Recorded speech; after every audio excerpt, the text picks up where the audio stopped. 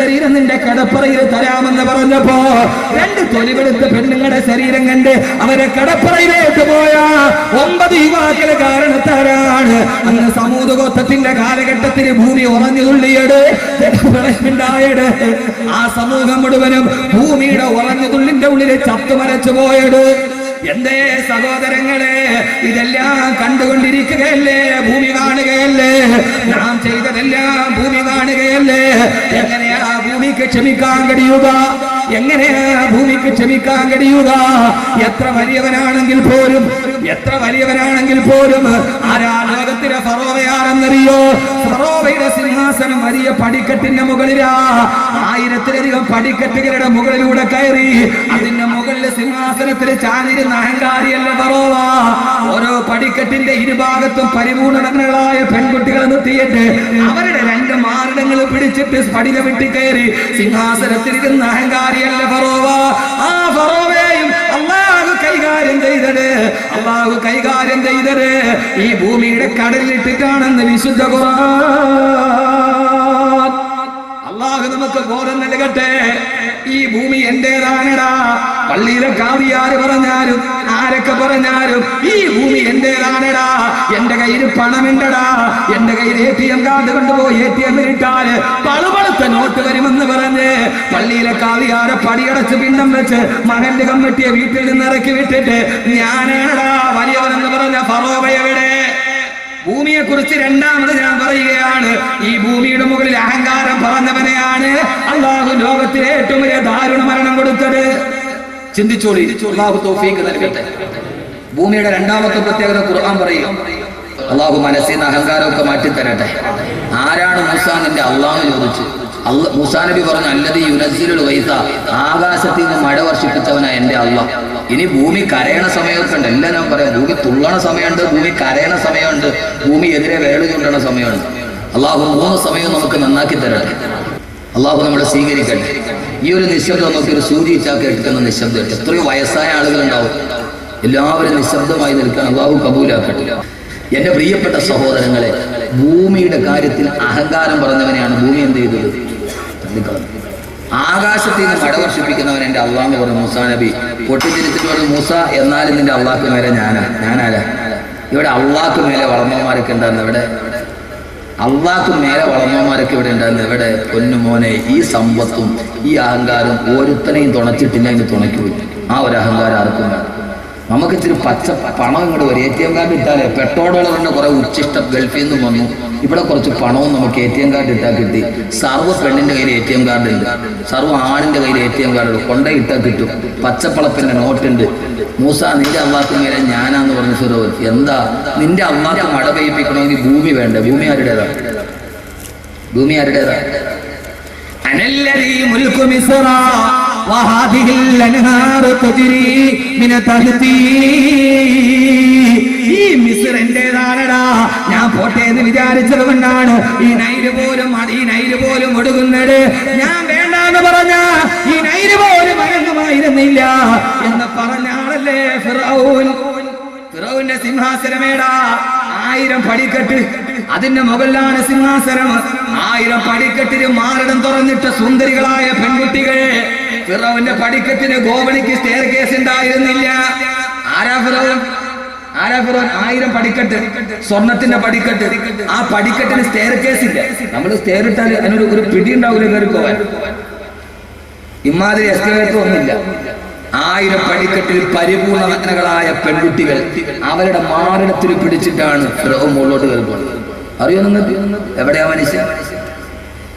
അന്ന് മൂസ പറഞ്ഞു, വേണ്ട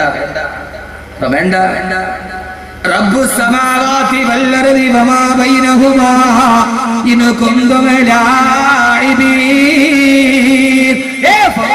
കളി വേണ്ട, പണത്തിന്റെ അഹങ്കാരം വേണ്ട, അഹങ്കാരത്തിന്റെ ഗർവ് വേണ്ട. ആകാശഭൂമികളുടെ തദ്ബീർ നടത്തുന്ന തമ്പുരാനുണ്ട്. ആ തമ്പുരാനെ കോപിപ്പിക്കരുത് സഹോദരങ്ങളെ. ഞാൻ പറഞ്ഞിട്ടാണടാ നൈലൊടുക്കുന്നതെന്ന് പറഞ്ഞ ഫറോവ അവസാനം എവിടെ അവസാനിച്ചു? ഈ വെള്ളം എന്റെ കയ്യിലാന്ന് പറഞ്ഞവന് വെള്ളം കുടിച്ചിട്ട് ചത്തുപോയ കഥയുണ്ടെങ്കിൽ അത് ഫിറൗന്റെ കഥയേ ഉള്ളൂ. ചെങ്കടലിന്റെ ഉപ്പുവെള്ളം നന്നാക്കിലോട്ട് തട്ടിയപ്പോഴാണ് ഈ ഫിറൗൻ പറഞ്ഞത് ആമന്തു ബിറബ്ബി മൂസാ വ ഹാറൂൻ. മൂസാ നബി പറഞ്ഞ, ഹാറൂൻ നബി പറഞ്ഞ ആമന്തു ലാ ഇലാഹ ഇല്ലല്ലദി ആമനതു ബിഹി ബനൂ ഇസ്രായീൽ. ബനൂ ഇസ്രായീൽ പറഞ്ഞ ഞാൻ വിശ്വസിക്കുകയാ, അല്ലാഹുവേ നീ മതി എനിക്ക്, പടച്ച റബ്ബ് മതി എന്ന് പറഞ്ഞ ആ ഫിറൗനാണ് മരിക്കുന്ന സമയത്ത് പൊട്ടിക്കരഞ്ഞ ഫിറൗൻ ചെങ്കടലിന്റെ ഉപ്പുവെള്ളത്തിൽ കിടന്ന് ചത്തുപോയാൽ സഹോദരങ്ങളെ ഫിറൗൻ എവിടെ പോയി? അല്ലാഹുവിന്റെ ഖുർആൻ ഭൂമിയെ കുറിച്ച് പറയുന്നത് ഭൂമിയുടെ മുകളിൽ അഹങ്കാരത്തോടെ ചവിട്ടി നടന്നവനെ ആ ഭൂമി തന്നെയാണ് കൈകാര്യം ചെയ്തത്. പൊട്ടാനി മുന്തുള്ളി ഫിഞ്ചോര കെട്ട പിന്നീന്ന് കാഷ്ടമ ചുമന്നോരു കൊട്ട റൂഹന്ന് വിട്ടാൽ ചത്ത ചകമല്ല കൊട്ട പറനിന്റുടൽ കന്ത് ബഹുമാനം പൊട്ട. കേട്ടിട്ടുണ്ട് ഈ പാട്ട്? കേട്ടിട്ടില്ല? പൊട്ടാനി മുന്തുള്ളി ഫിഞ്ചോര കെട്ട പിന്നീന്ന് കാഷ്ടമ ചുമന്നോരു കൊട്ട റൂഹന്ന് വിട്ടാൽ ചത്ത ചകമല്ല പൊട്ട പറനിന്റുടൽ കന്ത് ബഹുമാനം പൊട്ട. പകൽ കണ്ണടച്ചാൽ ഇരുളാമ പൊട്ട, സ്വന്തം തെളിച്ചാൽ പതിറാമ പൊട്ട, നട്ടാൽ നെല്ല് വിളയൂമ പൊട്ട, നാരായം വിട്ടാസ് ചുറ്റൂമ പൊട്ട. അകക്കണ്ടുറന്നൊന്ന് നോക്കിക്കെ മൂടാ, അകക്കണ്ടുറന്നൊന്ന് നോക്കിക്കെ മൂടാ, ഉത്സാരമോത്താലുറങ്ങാമോ കേടാ, അകക്കുൾ തുറക്കുൾ അടക്കല്ല മാടാ, മൂടിട്ട ചെപ്പിൽ മുത്തുണ്ട് കേടാ. പാടിപ്പടിക്ക് മലബാറിലെ കുട്ടികള് ആണത്തമുള്ള മാപ്പിള ശുഭതാക്കളുടെ മക്കളാണെങ്കിൽ ലോകത്തിന്റെ സാമ്രാജ്യത്വത്തിനോട് നെഞ്ചി വിരിച്ചു നിന്ന് മറുപടി പറഞ്ഞ വൈശാരിക അധിനിവേശത്തെ അറബിക്കടലിന്റെ അലമാല കടത്തിയിട്ട് വിട്ട മക്കളാണെങ്കിൽ പൊന്നു പെങ്ങളെ മണിക്ക് ലോകത്തുള്ള 140 രാഷ്ട്രത്തിൽ ഏതൊക്കെ പെണ്ണ് തുണി വിരിഞ്ഞാടിയാലും അത് കാണുന്നതിനപ്പുറം ധൈര്യമുണ്ടോ നിനക്ക്? സഫലമായ പാടാണ് സുരായി മുഹമ്മദ് മുസ്ലിയാരുടെ സഫലമാല. മലബാറിലെ ആണത്തമുള്ള ആൺകുട്ടി പാടി നോക്ക്. അല്ലാതെ ഞാൻ കെട്ടിയ പെണ്ണിന് ഇത്തിരി ചന്തം കുറവാന്ന് പാടിയാലേ സുക്കൂനായിട്ട് അല്ല കാത്തു. കസറാണെങ്കിൽ പറയാൻ പറ്റുമോ? ചന്തത്തിന് കസറായി പോയാലേ പിന്നെ അത് വെളിയിൽ പറയാം. അത് ഉണ്ടെങ്കിൽ തന്നെ പറയാൻ പറ്റുമോ?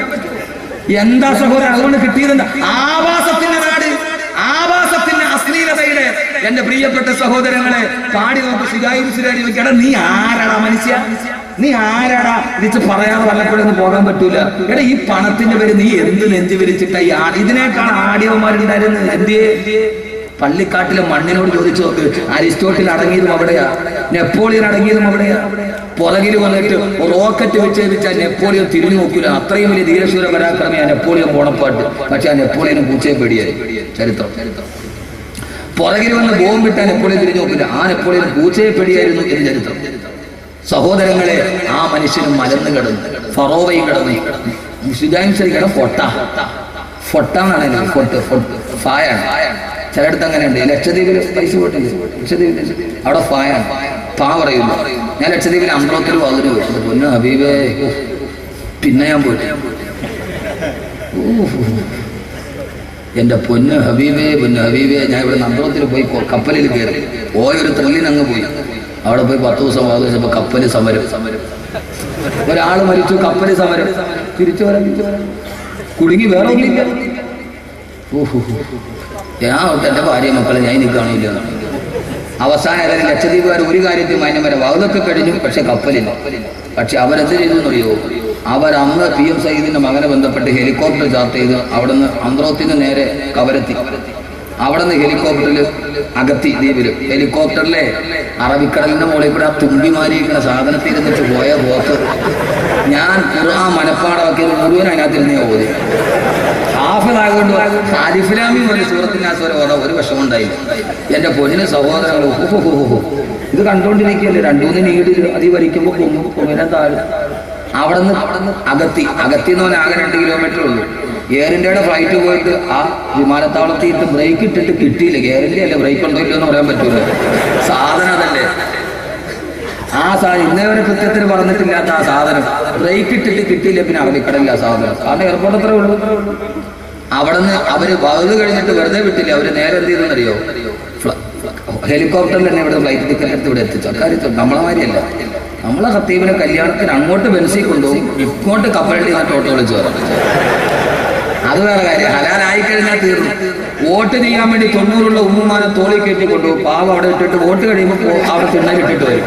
പിന്നെ അവരുടെ മക്കൾ അന്വേഷിച്ച് പോകണം. 90 കഴിഞ്ഞ ഉമ്മുമാനെ കാണാനല്ലോ, നോക്കിയപ്പോൾ പള്ളിക്കൂടത്തിന് തിന്നാൻ കിടക്കും. അത് പിന്നീട് സഹോദരങ്ങളെ അവിടെ പായാണ് പറയാം. ഞാനവിടെ ഒരു കുട്ടി വന്നു, പാ പറയുന്നില്ല. ഞാൻ മോനെ എവിടെ പോയി? ഈ സ്കൂളിൽ പോയി. ഞാൻ ചോറുണ്ടോ? ഉണ്ടു. എവിടെ നിന്നാ? സ്കൂളിൽ നിന്ന്.